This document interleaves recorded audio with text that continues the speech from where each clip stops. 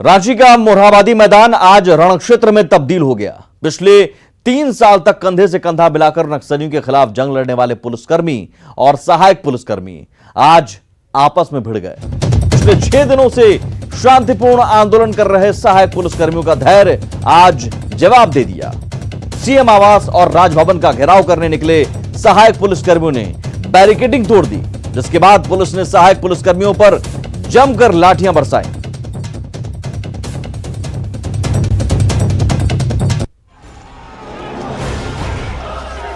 रण क्षेत्र में बदला रांची का मोरहाबादी मैदान।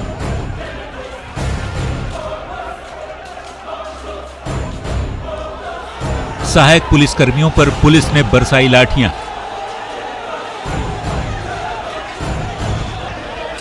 पुलिस पर सहायक पुलिसकर्मियों ने किया पथराव।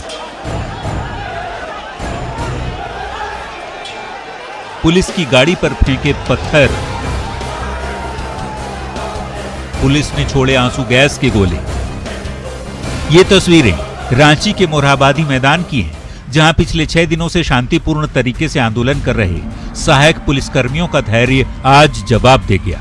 सीएम आवास और राजभवन के घेराव को निकले सहायक पुलिसकर्मियों ने बैरिकेडिंग तोड़ दी, साथ ही पुलिस पर पथराव कर दिया, जिसके बाद पुलिस ने उन पर जमकर लाठियां बरसा दी। सहायक पुलिसकर्मियों के पथराव में सिटी एसपी, सिटी डीएसपी और सर्जेंट सहित करीब 1 दर्जन पुलिसकर्मी घायल हो गए।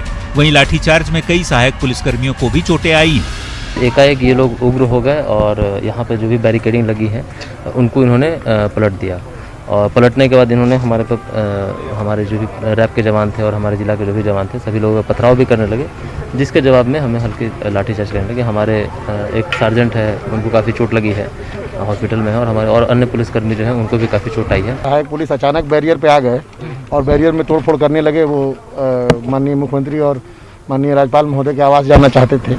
पुलिस द्वारा उनको रोकने का प्रयास किया गया, उन्होंने बैरियर उलट दिया और पुलिस पे पथराव करने लगे।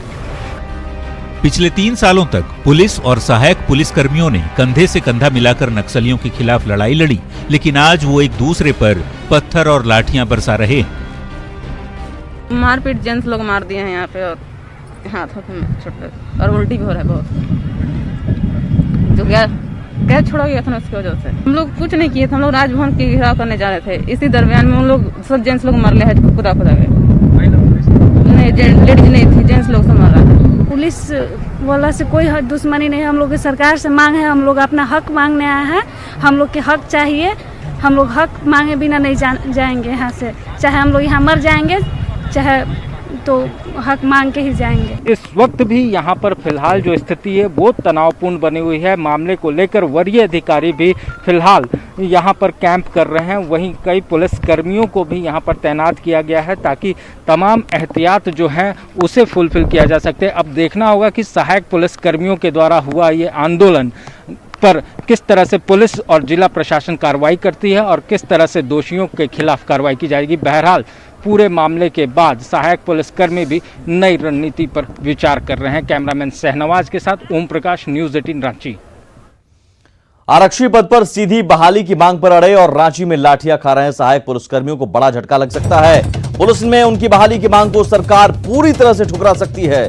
सत्ताधारी जीएमएम ने साफ कर दिया है कि पूर्व की रघुवर सरकार ने ही उनकी सेवा शर्तों में अधिकतम 5 साल की सेवा का प्रावधान किया है और 3 साल पूरा होने पर सीधी नियुक्ति की मांग पूरी तरह से गलत है। जीएमएम नेता सुब्रत भट्टाचार्य ने नियमावली का हवाला देते हुए कहा कि पूर्व सरकार में नियुक्ति के वक्त ही उनकी सेवा शर्तों में लिखा गया था कि ये सहायक पुलिसकर्मी किसी भी सूरत में नियमित नहीं होंगे। ऐसे में हेमंत सरकार सेवा शर्तों का उल्लंघन नहीं करेगी। फिर भी मानदेय के मुद्दे पर सरकार सहानुभूतिपूर्वक विचार कर रही है। वहीं जीएमएम ने सहायक पुलिसकर्मियों के आंदोलन को रघुवर दास और बाबूलाल मरांडी की साजिश का हिस्सा बताया है। देखिए, सहायक पुलिसकर्मियों के साथ में जो 3 साल पूर्व रघुवर सरकार जी ने जो उनको नियुक्ति किया था 10,000 रुपये के मामले पर, उनकी सेवा शर्तों में यदि आप जाएंगे तो स्पष्ट तौर पे लिखा हुआ है कि 3 साल तक की उनकी नियुक्ति के बाद उनके कार्यों की समीक्षा की जाएगी और यदि जरूरत पड़े तो 1 साल की और उसके बाद भी यदि जरूरत पड़े उनके कार्य संतोषप्रद हो तो 1 साल और, मतलब कुल 5 साल। वो भी जिला के जो अधीक्षक है उनकी अनुशंसा पर जो रेंज के डीआईजी हैं वो तय करें। उसी नियमावली में ये स्पष्ट तौर पे लिखा हुआ है कि ये किसी भी सूरत में नियमित नहीं होंगे। कैबिनेट से मंजूरी मिलने के बावजूद लैंड म्यूटेशन बिल को सरकार विधानसभा में पेश करने से पीछे हट गई है। इस बिल को लेकर विरोधी बीजेपी के साथ ही सरकार को समर्थन दे रहे बंधु तिर्की ने भी मोर्चा खोल रखा है। ऐसे में सरकार ने इस बिल को सदन में पेश नहीं किया और इसकी समीक्षा कराने की बात कही है।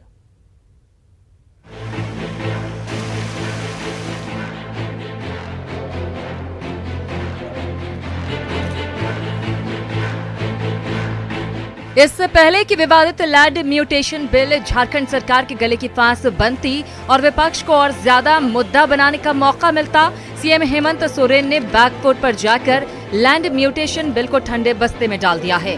न्यूज 18 पर प्रमुखता से खबर चलने के बाद सरकार ने संज्ञान लिया, अपने ही सहयोगी कांग्रेस और विपक्ष के तेवर को समझा और शुक्रवार को इस बिल को सदन में पेश करने के बजाय इसकी समीक्षा के बाद किसी फैसले की बात कही है। देखिए, राज्य सरकार कोई भी चीज़ें लाएगी पूरा विचार उपरांत ही चीज़ें लाएगी। इसमें किसी को कोई ये नहीं है और चीज़ें लोगों के सामने तभी रखा जाएगा जब सरकार पूरी तरीके से सही गलत का आकलन करेगी। हेमंत सरकार का साथ दे रहे विधायक बंधु तिर्की ने इस बिल के खिलाफ शुरू से ही मोर्चा खोल रखा है और जब सत्ताधारी विधायक दल की बैठक में सीएम ने विरोध को देखते हुए बिल को स्थगित करने के संकेत दिए तो सबसे ज्यादा बंधु तिर्की ही खुश नजर आए। वहीं संसदीय कार्य मंत्री ने कहा है कि सरकार का हर फैसला जनहित में होगा। तो मुझे आप विश्वास है कि ये जो आपका लैंड म्यूटेशन बिल सदन में पेश नहीं होगा, ये मेरी पूरी उम्मीद है। इसके लिए मैं पुनः एक बार माननीय मुख्यमंत्री जी को धन्यवाद देता हूँ। हमारे यहाँ की जनता की जो इच्छाएं आकांक्षाएं हैं और जहाँ पर हल्का भी लगता है कि क्या बोलते हैं जनता की अच्छाई नहीं होगा, उसको हम लोग रोकते हैं। बंधु तिर्की ने इस विवादित बिल को जन विरोधी अधिकारियों की सोच बताया और अफसरों पर जमकर हमला बोला।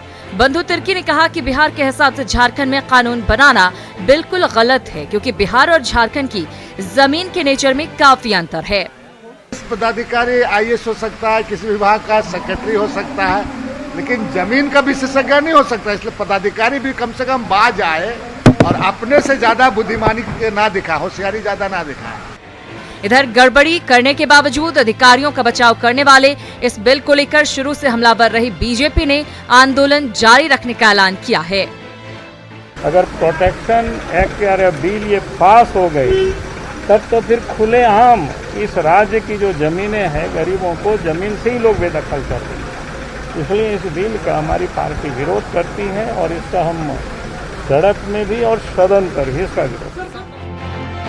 अब सवाल है कि लैंड म्यूटेशन बिल पर हेमंत सरकार ने भूल सुधार किया है या भारी विरोध के आगे झुकना पड़ा है या फिर सरकार ने विरोधियों का मुंह बंद करने के लिए नया पासा चला है। अब देखने वाली बात यह है कि समीक्षा के बाद लैंड म्यूटेशन बिल किस रूप में आएगा और विरोधियों को कितना संतुष्ट करने वाला होगा। रांची से न्यूज 18 के लिए ओम प्रकाश के साथ भुवन किशोर झा की रिपोर्ट।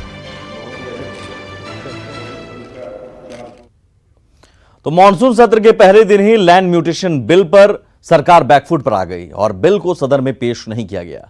लेकिन सत्र के पहले दिन आज 2020-21 का पहला अनुपूरक बजट पेश किया गया।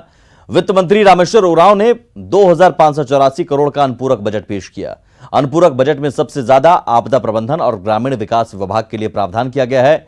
सोमवार को अनुपूरक बजट पर चर्चा के बाद पारित किया जाएगा। इसके अलावा राज्यपाल द्वारा अनुमोदित 4 और अध्यादेश भी लाए गए। सदन में भाग लेने पहुंचे हजारीबाग विधायक बिजली समस्या को लेकर विरोध दर्ज कराते हुए दिखे। करीब 2 घंटे तक चली सदन की कार्यवाही के बाद विधानसभा में कार्यमंत्रणा समिति की बैठक हुई, जिसमें मानसून सत्र के अंतिम दिन मंगलवार को कोरोना पर 1 घंटे की विशेष चर्चा होगी, जिसमें कोरोना से लड़ने के लिए सरकार द्वारा उठाए गए कदम की जानकारी दी जाएगी। तो विपक्ष कमियों को गिनाकर सरकार को घेरने की कोशिश करेगी। सत्र की छोटी अवधि को भी विपक्ष ने मुद्दा बनाया है। सर 22 को कोरोना पर विशेष चर्चा होगी। सहमति तो बनी है क्योंकि ये विषय चर्चा का भी विषय होना चाहिए। कैसे इससे हम लोग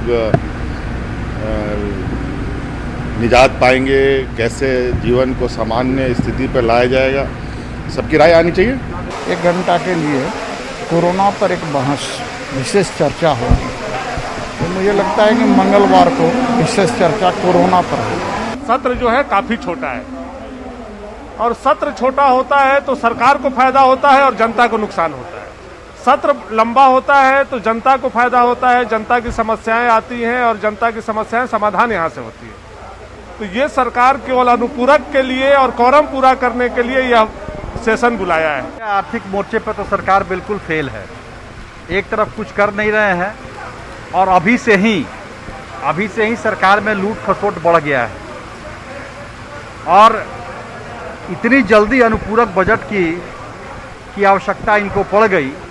जो है मामला वो तो खर्चा हुआ नहीं, कोई धरातल पर कहीं विकास दिखाई नहीं पड़ रहा और अभी अनुपूरक लेकर के भी आ गए कि ऐसे खर्चे जो सरकार ने कर दिया और विधानसभा की सहमति नहीं है तो विधानसभा बैठती है तो उसके लिए लाना पड़ता है विधेयक। तो अनुपूरक विधेयक इसीलिए आता है, इसलिए अनुपूरक बजट लाना जरूरी होता है एक विधेयक के रूप में। और पता चलेगा कि कौन से ऐसे खर्चे हैं जो सरकार ने पिछली विधानसभा से अभी विधानसभा के बीच कर दिया है। केंद्रीय कृषि विधेयक के खिलाफ केंद्रीय मंत्री हरसिमरत कौर के इस्तीफे पर झारखंड के सीएम हेमंत सोरेन ने भी प्रतिक्रिया दी है। सीएम ने कहा कि विधेयक में जो खामियां हैं उसे सरकार को ठीक करना चाहिए, क्योंकि देश की अर्थव्यवस्था की रीढ़ किसानों से जुड़ा यह मुद्दा है। किसानों से जुड़ा विषय है तो निश्चित रूप से अगर उसमें खामियां हैं तो केंद्र सरकार को इस पर पुनर्विचार करेगी। रिम्स की लचर व्यवस्था पर झारखंड हाईकोर्ट ने नाराजगी जताई है। कोर्ट ने अगली सुनवाई के दौरान स्वास्थ्य सचिव और रिम्स के प्रभारी निदेशक को वीडियो कॉन्फ्रेंसिंग के जरिए पेश होने को कहा है। साथ ही सरकार से पूछा है कि रिम्स में डॉक्टर, नर्स और मेडिकल कर्मी के कितने पद रिक्त हैं और इन पर बहाली के लिए अब तक क्या कदम उठाए गए हैं। मामले में 1 अक्टूबर को अगली सुनवाई होगी। रिम्स के निदेशक को और स्वास्थ्य सचिव को अगली सुनवाई के दौरान उपस्थित रहने का निर्देश दिया गया है। कहा गया माननीय अदालत के द्वारा कि जैसा कि ज्ञात हुआ है कि 100 करोड़ से ऊपर की राशि आवंटित होती है, उसके बावजूद रिम्स की यह व्यवस्था है, ये तो बड़ा ही शोचनीय है और न्यायालय का पूरा ध्यान अभी रिम्स के ऊपर है, चूँकि पूरे राज्य। और इसी के साथ जोहार झारखंड में इतना ही, लेकिन आगे भी खबरों का सिलसिला लगातार जारी है। नमस्कार।